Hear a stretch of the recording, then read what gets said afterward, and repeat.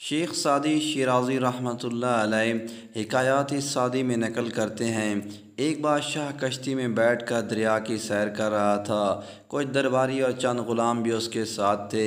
ان میں ایک غلام ایسا تھا جو پہلے کبھی کشتی میں نہ بیٹھا تھا، اس لیے وہ بہت خوف زدہ تھا اور ڈوب جانے کے خوف سے رو رہا تھا۔ بادشاہ کو اس کا اس طرح رونا اور خوف زدہ ہونا بہت ناگوار گزر رہا تھا، لیکن غلام پر منع کرنے اور ڈانٹنے ڈپٹنے کا بالکل اثر نہ ہوتا تھا۔ کشتی میں ایک جہاں دیدہ اور دانا شخص بھی سوار تھا۔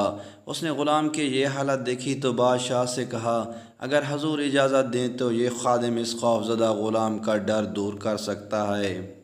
بادشاہ نے فوراً اجازت دے دی اور دانشمند شخص نے غلاموں کو حکم دیا کہ اس شخص کو اٹھا کر دریا میں پھینک دو۔ غلاموں نے حکم کی تعمیل کی اور رونے والے غلام کو اٹھا کر دریا کے اندر پھینک دیا۔ جب وہ 3-4 غوطے کھا چکا تو دانا شخص نے غلاموں سے کہا، اب اسے دریا سے نکال کر کشتی میں سوار کر لو۔ چنانچہ غلاموں نے اس کے سر کے بال پکڑ کر کشتی میں گھسیٹ لیا اور وہ غلام جو ذرا دیر پہلے ڈوب جانے کے خوف سے بری طرح رو رہا تھا، بالکل خاموش اور پرسکون ہو کر ایک طرف بیٹھ گیا۔ بادشاہ نے حیران ہو کر سوال کیا، آخر اس بات میں کیا بھلائی تھی؟ تم نے ایک ڈرے ہوئے شخص کو دریا میں پھینکوا دیا، اور مزید حیرت کی بات یہ ہے کہ یہ اب خاموش بھی ہو گیا ہے۔ دانا شخص نے جواب دیا، حضور والا، اصل بات یہ تھی کہ اس نے کبھی دریا میں غوطے کھانے کی تکلیف نہ اٹھائی تھی، اس طرح اس کے دل میں اس آرام کی کوئی قدر نہ تھی جو اسے کشتی کے اندر حاصل تھا۔ اب ان دونوں کی حقیقت اس پر روشن ہو گئی، اس لیے یہ خاموش ہو گیا۔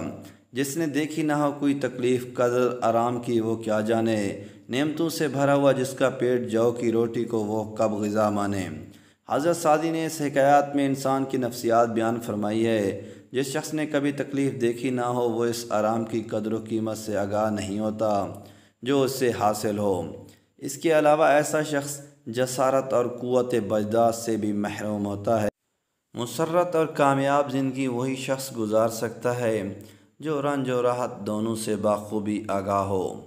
اس لیے چھوٹی چھوٹی نعمتوں کی قدر کرو اور ان پر اللہ پاک کا شکر ادا کرتے رہو۔ دوستو، اس طرح کی مزید ویڈیوز کے لیے چینل کو سبسکرائب کریں تاکہ آنے والی تمام ویڈیوز آپ تک جلد سے جلد پہنچتی رہیں۔